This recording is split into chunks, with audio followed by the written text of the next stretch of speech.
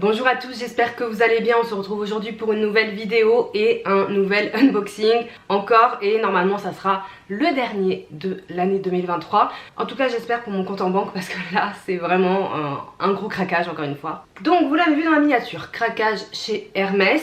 Cette vidéo sera aussi une mini revue, je vais vous parler un peu de l'article parce qu'il s'agit d'un accessoire, donc je vais pas faire de grosses revues individuelles en plus de cette vidéo. Donc on y va, on va faire l'unboxing direct. J'ai gardé le carton pour vous montrer rapidement, mais bon, si vous regardez mes vidéos vous avez vu des unboxings Hermès récemment, pour l'écharpe notamment.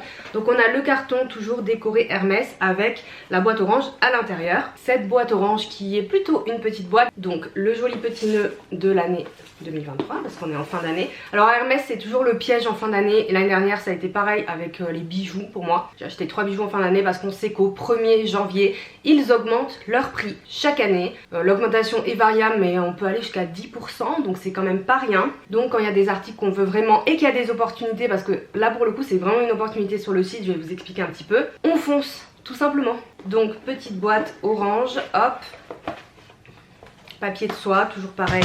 Tout est toujours très bien présenté hein, chez Hermès, pas de problème avec ça. À l'intérieur on a l'article dans un petit pochon en tissu qui se présente comme ceci. Est-ce qu'à ce stade de la vidéo vous arrivez à deviner quel est l'article? Après je changerai la miniature parce que comme ça sera slash une revue, voilà. Mais pour les premières diffusions je mettrai une miniature un peu anonyme. Et donc nous avons une ceinture. Alors tout va n'importe comment évidemment. La ceinture, bon voilà, il y en a un qui est parti, est protégé par des petits pochons sur les deux extrémités. Ce qui est très malin, ça évite qu'elle s'oreille bon, dans le packaging et tout, même pour la conserver.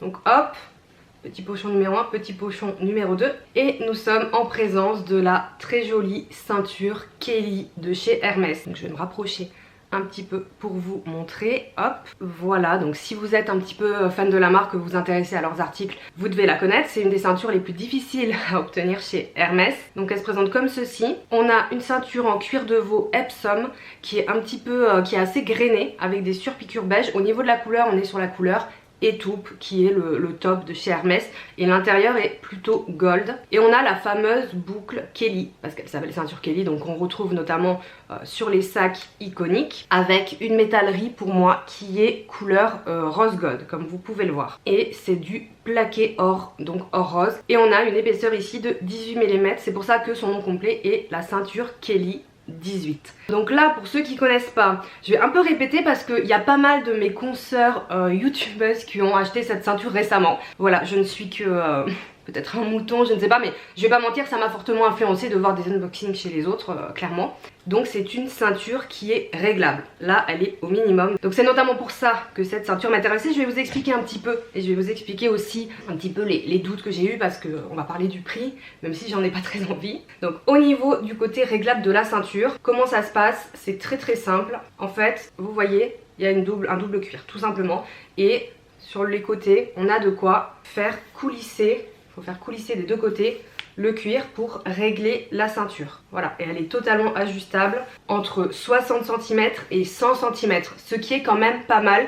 Ceci dit, 100 cm c'est pas non plus énorme, et je tiens à dire que c'est quand même pas une ceinture qui va convenir à toutes les tailles. Moi j'ai notamment une de mes copines à qui elle ne convient pas en fait. 100 cm c'est pas assez, donc moi je dirais qu'elle peut aller jusqu'à un 42. Voilà, c'est mon avis perso, mais moi je pense que ouais, 40-42 grand max. Si vous faites plus, allez essayer en boutique peut-être, mais je suis pas sûre qu'elle pourra vous donner satisfaction, parce que le but d'avoir la ceinture réglable en fait c'est de pouvoir la porter de toutes les manières possibles, c'est-à-dire soit taille très haute, donc beaucoup plus serrée, soit taille moyenne, soit taille basse, pourquoi pas, et aussi sur des vestes et des manteaux. Bon moi c'est pas des choses que je fais, mais c'est l'avantage en fait, c'est celui-là sur cette ceinture. Donc faites attention au niveau de la taille, moi je dirais jusqu'à un 42 maximum. Je vais vous insérer un plan quelque part sur moi où je laissais pour que vous puissiez voir ce que ça donne. Donc c'est vraiment une très belle pièce. Comme je vous le disais, c'est une pièce très difficile à avoir chez Hermès parce qu'elle est tout le temps en rupture de stock. Sur le site il n'y en a pas, sauf quand il y a du réassort, et c'est ce qui s'est passé pour moi. C'est pour ça que j'ai entre guillemets saisi l'opportunité de l'acheter, parce que je comptais pas l'acheter. Elle était même pas officiellement sur ma wishlist, enfin non plus, mais j'y pensais ces derniers temps, mais je regardais un peu sur le site, mais comme il n'y en a jamais, la question ne se pose pas, enfin ne s'était pas posée jusqu'à un certain samedi. Donc qu'est-ce qui s'est passé? Il y a eu un gros restock sur le site de cette ceinture et c'est Stéphanie de la chaîne YouTube et du compte Insta Mademoiselle Tweet qui a posté sur Insta restock de ceinture Kelly. Donc là je fais quoi? Je vais voir et en fait il y avait énormément de choix, ce qui est très rare au niveau des coloris.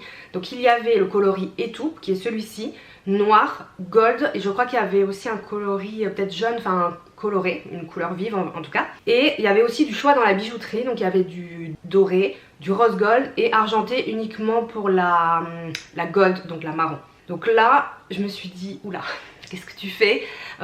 Une nouvelle fois on va parler du prix après hein, parce que vraiment là c'est pas non plus anodin cette ceinture. Je me suis dit qu'est-ce que tu fais et tout et je me dis ah, c'est pas raisonnable. Enfin j'ai oscillé entre le c'est pas raisonnable et je retourne sur le site voir s'il y a encore du stock toute la journée. Et en fait il y avait vraiment beaucoup de stock parce que le restock a été fait le matin et moi je l'ai commandé, c'était à peu près 16h30 et donc c'est, enfin vraiment il y avait vraiment de quoi faire en fait hein. Et je pense que ça arrive pas non plus tout le temps. Donc je me suis décidée, voilà, j'ai eu de la chance. J'ai choisi du coup la couleur étoupe avec cette finition rose gold comme je vous le disais, parce que c'était mon coup de cœur premier, sans réfléchir. À la base c'est vraiment ce que je voulais. Mais je vous avoue que quand j'ai eu le choix, et qu'il y avait tout ce choix de modèles, j'ai vachement hésité.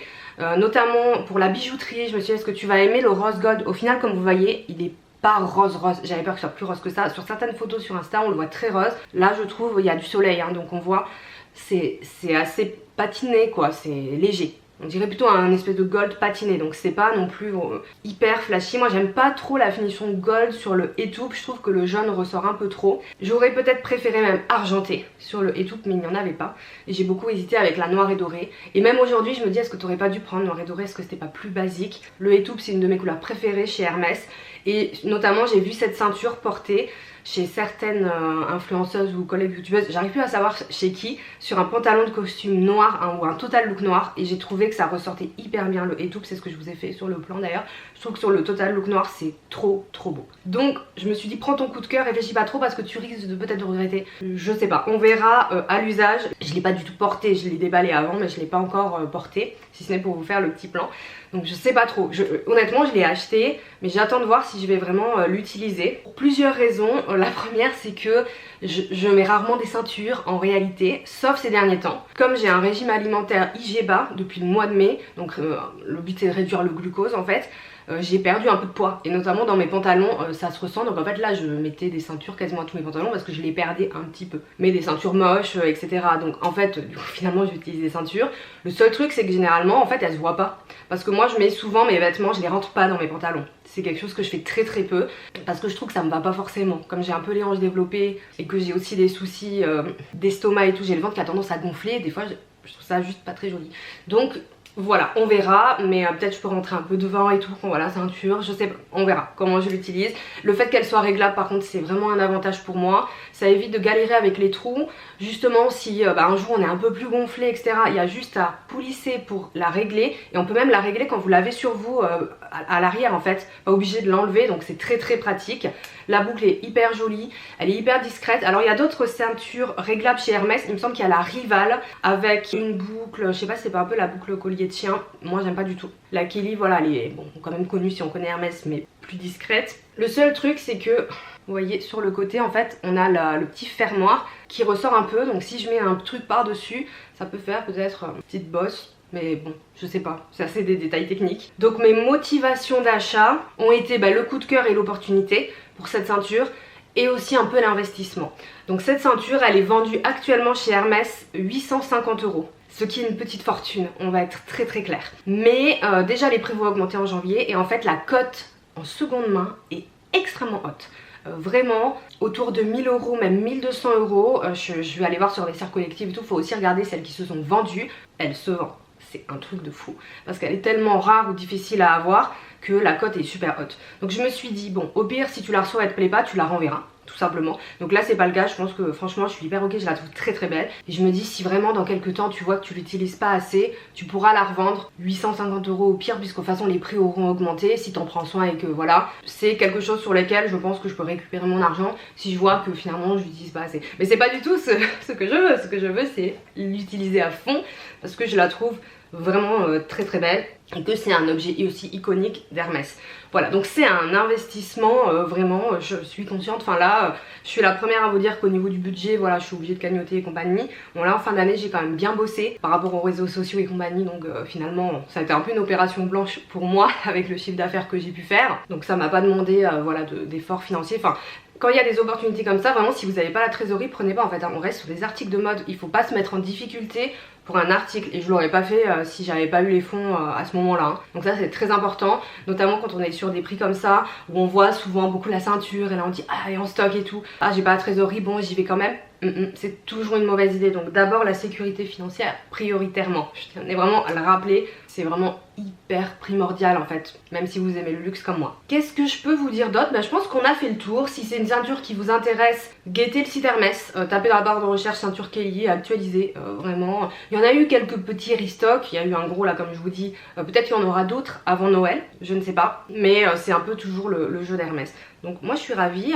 Qu'est-ce que je peux vous dire d'autre au niveau un peu technique? À l'intérieur de la ceinture, vous le verrez pas trop, mais est gravé Hermès Paris Made in France et il y a également un numéro, un espèce de numéro de série, un code gravé dans le cuir. Au niveau du fermoir, je vous l'ai montré tout à l'heure, là il y a écrit du coup Hermès, mais c'est tout discret, et on a des petits plastiques. Je vais les retirer avec vous. Alors faut pas garder les plastiques sur la bijouterie Hermès parce que sinon ça s'oxyde. Voilà, là je voulais juste les garder pour vous faire l'unboxing tout bien. J'ai fait mes ongles il y a très peu de temps, j'ai pas envie de les abîmer. Enfin il y a très peu de temps, hier quoi. Donc est-ce que je vais arriver à retirer le plastique sans abîmer ma jolie manucure dorée? Voilà. Hop. Une ceinture prête à l'emploi. Donc il y en a aussi un de l'autre côté. Ici. Et après la boucle aussi, il y a un petit plastique sur le petit rond qu'il faut du coup aussi enlever. Et après, bon je vous l'ai montré, le système est assez simple, il faut juste clipser. Et on peut tourner le petit rond pour... voilà, la sécuriser et qu'elle ne bouge plus. Donc c'en est tout pour cette ceinture Kelly. J'espère que cette petite vidéo unboxing et détail des caractéristiques vous aura plu. C'est une nouvelle fois une très belle pièce que j'espère garder des années. Du coup c'est un peu comme les lunettes de soleil. En fait moi j'ai pas besoin d'avoir 10 000 ceintures, 10 000 machins. Sauf si vraiment je vois que je la porte à fond et que je peux avoir une noire et dorée peut-être un peu plus tard. Mais avant l'augmentation des prix, ça m'étonnerait. N'hésitez pas à liker la vidéo si elle vous a plu, à me dire ce que vous pensez de cette ceinture que tout le monde a sur YouTube maintenant. Si vous voulez que je vous fasse un retour sur la ceinture dans quelques mois, notamment des fois on dit que la boucle se raye un peu, mais de toute façon avec ce genre de bijouterie c'est totalement impossible que ça ne se raye pas. Vous me direz et on en reparlera du coup dans quelques temps. N'hésitez pas à vous abonner à ma chaîne YouTube si vous ne voulez pas manquer les prochaines vidéos. Et pour ma part je vous souhaite une excellente journée et je vous dis à bientôt. Ciao.